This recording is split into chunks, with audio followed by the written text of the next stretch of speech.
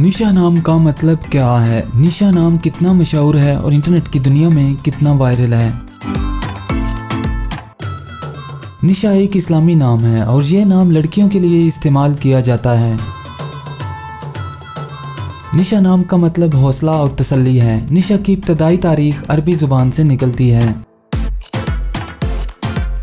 Internet की दुनिया में निशा नाम की शोहरत में 2014 से तेजी देखने में आई। पिछले 15 साल में आप निशा नाम की शोहरत और ट्रेंड्स का ग्राफ स्क्रीन पर देख सकते हैं।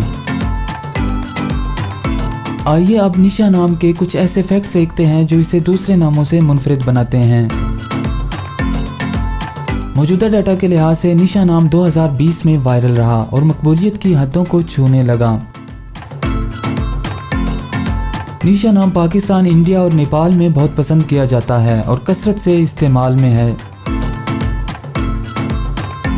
दुनिया भर में निशा नाम हर साल 4200 दफ़ा इंटरनेट पर सर्च किया जाता है। यह नाम 2020 में टॉप ट्रेंड्स में रहा।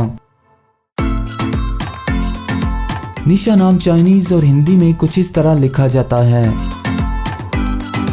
अगर आपका नाम निशा है तो कमेंट्स में अपना पूरा नाम लिखें ताकि हम आपके लिए अलग से वीडियो बना सकें। यह वीडियो आप निशा नाम की किसी दोस्त के साथ शेयर कर सकते हैं। यकीनन वो इसे बहुत पसंद करेंगी।